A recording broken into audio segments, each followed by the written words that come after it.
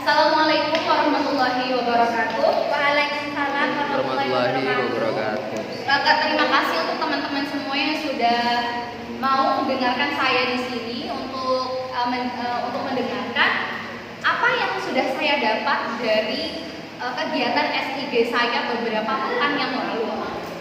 Saya di sini ingin berbagi salah satu dari materi yang saya dapat di acara S3 tersebut. Salah satunya adalah konsep gender, seks, dan seksualitas. Nah, mungkin teman-teman di sini sudah tahu ya apa sih itu gender, seks, dan seksualitas. Mungkin juga ada yang belum tahu gitu ya.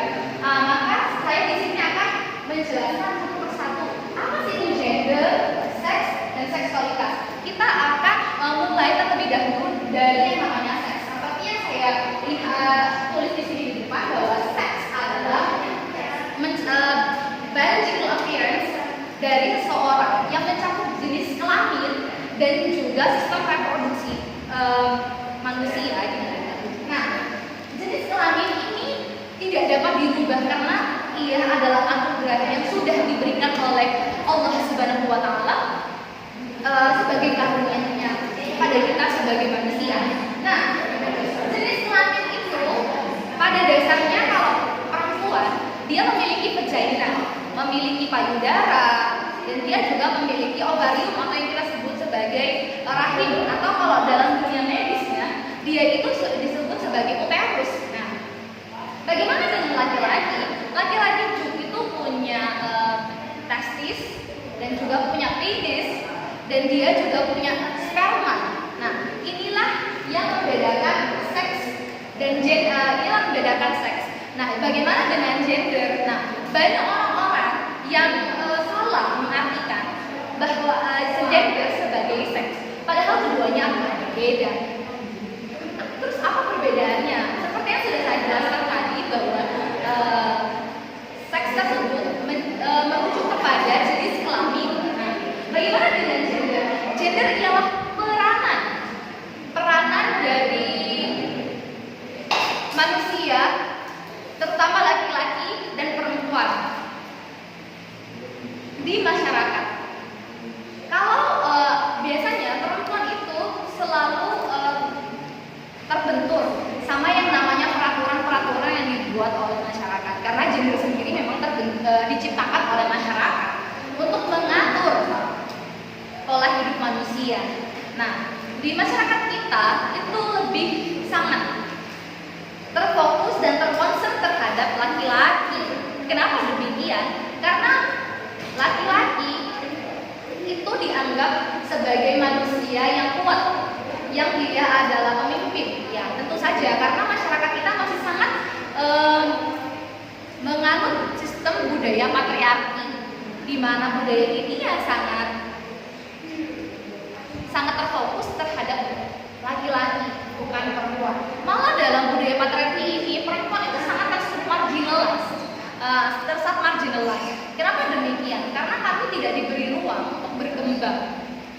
Mereka, masyarakat maksud saya, selalu berpikir bahwa perempuan itu hanya ada dalam lingkup rumah. Kerjanya hanyalah di dapur, sumur, dan kasur. Perempuan tidak dapat melakukan ini dan itu karena masyarakat itu akan mencapnya sebagai buruk. Salah satu contohnya, jika perempuan itu pulang malam lebih dari jam 12, maka orang masyarakat itu akan menganggap bahwa perempuan tersebut adalah perempuan yang tidak baik, bukan perempuan yang benar. Karena ya pemikiran masyarakat seringkali demikian. Nah, ini adalah salah satu bentuk dari ketidakseimbangan gender, ketidaksetaraan gender yang ada dalam lingkup masyarakat. Nah, padahal perempuan, kalau kita tahu perempuan itu pulang malam, itu bukan berarti dia itu buruk, bukan berarti dia itu tidak baik. Bisa saja dia bekerja sampai malam. Wallahu a'lam, siapa yang tahu? Walaupun masyarakat berpikir demikian, tapi kalau hatinya itu tujuannya benar dan Allah Subhanahu wa Ta'ala saja tahu jalan dia itu kemana, bagaimana kita bisa menjudge seseorang itu tidak baik?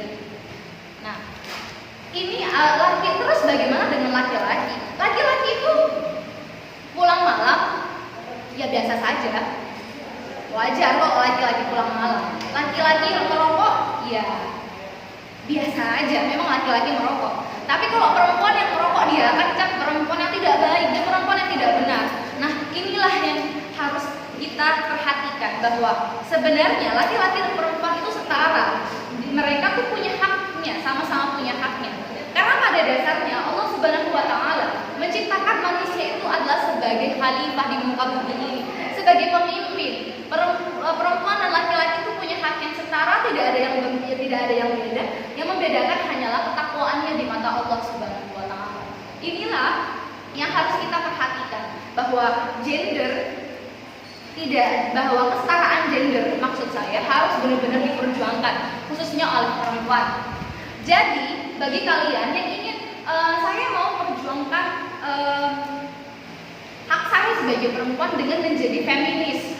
Feminis pun ada banyak, entah radikal feminis, entah sosialis feminis, marxism feminis, ada black feminis, tergantung di mana letak battlefield kamu dan kamu mau survive di mana. Demikian. Nah, sebelum saya lebih lanjut menjelaskan tentang gender dan kesetaraannya, kita akan melanjutkan yang namanya seksualitas. Terus seksualitas itu apa? Seksualitas itu adalah hubungan atau interaksi dari perempuan dan laki-laki secara seksual ataupun secara komunitas. Kalau secara seksual seperti yang kita tahu, berhubungan badan atau ya sekedar ciuman, berpegangan tangan, itu sudah termasuk dalam ranah seksual. Lalu bagaimana dengan komunitas? Ya bagaimana kita berinteraksi dengan laki-laki, punya hubungan kerjasama dengan mereka, bagaimana cara kita mengenal karakter mereka, itu adalah juga termasuk dari seksualitas. Nah, sebelum saya akan menjelaskan jauh tentang kesetaraan gender dan apa yang harus kita lakukan untuk memperjuangkan kesetaraan kita sebagai perempuan. Saya akan menjelaskan tentang gingerbread person atau kue jahe manusia. Kenapa disebut dengan kue jahe manusia? Karena memang simbolnya itu seperti kue jahe. Kalau kita tahu kue jahe yang sering ada di perayaan Natal, demikian bentuknya sama seperti itu. Namun ini menjelaskan tentang gendernya manusia. Nah, yang pertama gender manusia itu terbagi menjadi 4 seperti yang kita lihat di sini. Yang pertama tentang gender identity atau identitas gender. Bagaimana dengan apa sih yang disebut dengan identitas gender? Identitas gender itu adalah bagaimana cara kita sebagai manusia mengenal diri kita sendiri. Kalau kita yang pertama itu ada 3, kan di sini ada 3 ya. Pertama woman, gender queer dan man, perempuan, manusia dan laki-laki. Di antara keduanya laki-laki atau perempuan. Kalau perempuan seperti ini, saya itu perempuan karena saya punya alat kelamin perempuan, saya punya vagina, maka saya itu merasanya saya sebagai perempuan. Nah, sama dengan laki-laki, saya itu laki-laki karena saya itu punya penis.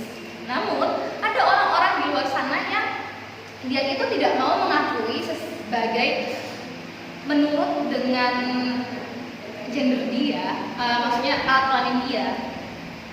Seperti ini contohnya, saya itu perempuan, padahal saya itu punya penis. Saya punya alat kelaminnya laki-laki. Saya itu perempuan, tapi saya punya penis. Tapi saya itu laki-laki, padahal saya punya vagina. Demikian. Nah, inilah yang disebut dengan gender queer. Bagaimana dengan gender expression? Gender expression adalah bagaimana cara kita itu untuk mengekspresikan gender kita.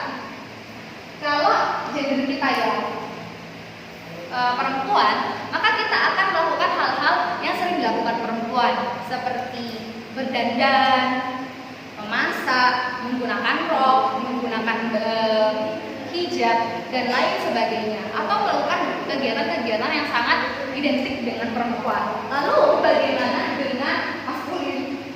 Maskulin itu kalau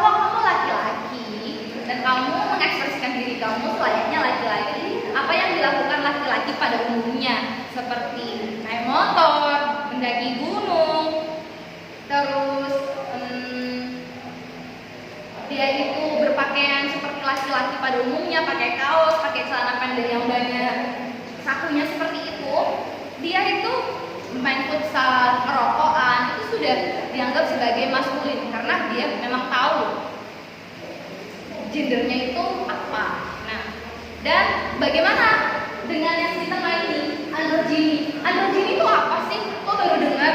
Androgyny itu adalah penampilan seseorang yang berbanding terbalik dengan seksnya dan juga gendernya. Kalau dia itu laki-laki, kita sering kali ya melihat laki-laki itu kayak mbak-mbak Sanci gitu ya. Dia itu laki-laki sebenarnya, tapi karena dia itu menganggap dirinya sebagai perempuan, maka dia itu akan mengekspresikan gendernya itu dengan pakai lipstick, pakai make up, terus dia pakai bajunya perempuan yang ketat-ketat, biasanya seperti itu. Dia pakai high heel, maka dia juga disebut sebagai androgyny. Kalau perempuan yang berpakaian seperti laki-laki, berkelaki-lakian, dia itu ya androgyny juga, seperti itu. Dan yang ketiga itu ada biological sex. Nah, biological sex itu sama seperti seks secara biologis. Kalau perempuan tadi female, dia punya vagina dan juga punya payudara, dia punya uterus, dia punya rahim. Kalau laki-laki, dia punya penis, dia punya testis, dia punya sperma, untuk pembuahan, reproduksinya. Lalu bagaimana dengan interseks? Interseks ini dia adalah di tengah-tengah ya. Saya menyebutnya ini sebagai hermafrodit. Kenapa hermafrodit? Karena terkadang ada kasus di masyarakat, ada seorang bayi yang lahir dengan dua kelamin ganda. Nah, inilah yang disebut dengan intersex. Bagaimana dengan sexual orientation? Sexual orientation ini adalah bagaimana cara kita sebagai manusia memiliki ketertarikan seksual terhadap pasangan kita. Ada yang, kalau saya sebagai perempuan, saya sukanya sama laki-laki. Nah, itu disebut sebagai hetero. Juga sama, laki-laki sukanya perempuan, itu heteroseksual. Kalau suka sama jenis itu, saya perempuan suka sama perempuan, laki-laki juga suka sama laki-laki, ini yang disebut homoseksual karena dia itu orientasinya satu. Dan bagaimana dengan biseksual? Biseksual ya, saya perempuan, saya suka sama laki-laki, saya juga suka sama perempuan. Nah, demikian. Saya akan membicarakan tentang tadi tentang kesetaraan gender yang harus kita perjuangkan. Hari ini masyarakat kita ya sudah sangat concern terhadap perempuan. Perempuan sudah tidak lagi termarginalize. Dulu perempuan itu hanya mencakup sumur, dapur, dan kasur. Ya, hari ini perempuan sudah tidak demikian. Masyarakat sudah memberikan kita ruang untuk berkembang. Nah, hari ini seperti yang kita tahu ya, perempuan bisa bekerja, bisa jadi pemimpin. Bahkan dengan salah satu dari ibunda kita, beliau salah satu Polri terbaik yang kita punya di Jawa Timur. Dia juga salah satu kader PMII yang juga sangat membanggakan. Ya, itu siapa sih yang tidak tahu dengan Ibunda Hovifah Indar Parawansa. Beliau adalah gubernur. Nah, ini membuktikan bahwa perempuan juga bisa jadi pemimpin. Inilah kenapa kesetaraan gender itu perlu. Kalau kita melihat ke belakang, dulu di zamannya Rasulullah SAW, ketika perempuan itu di zaman itu perempuan itu tidak ada harganya. Sebelum Islam datang, perempuan tidak ada harganya. Perempuan yang kalau nggak dijadiin budak, ya dibunuh. Demikian. Nah, lalu Islam datang, Rasulullah datang dengan Islamnya sebagai rahmatan lil alamin. Islam memuliakan perempuan. Lalu Rasulullah pun sangat memuliakan perempuan. Kalau ada masyarakat, terutama masyarakat ya, entah laki-laki ataupun perempuan, ia mengaku sebagai umatnya Rasulullah SAW, tapi ia tidak mau menjadi seorang perempuan, maka dia bukanlah umat Rasulullah. Dia tidak menjalankan apa yang diperintahkan Rasulullah, ya apa yang diajarkan oleh Rasulullah. Sejatinya Rasulullah sangat menghormati perempuan, maka kita sebagai umatnya, kita juga perlu menghormati perempuan. Demikian yang dapat saya sampaikan. Mungkin kalian bisa terbuka lebar bagaimana tentang kesetaraan perempuan yang harus kita perjuangkan sebagai perempuan. Demikian dari saya, mohon maaf apabila ada salah-salah kata. Wallahu a'lam ila aqwamit thoriq. Assalamualaikum warahmatullahi wabarakatuh. Waalaikumsalam.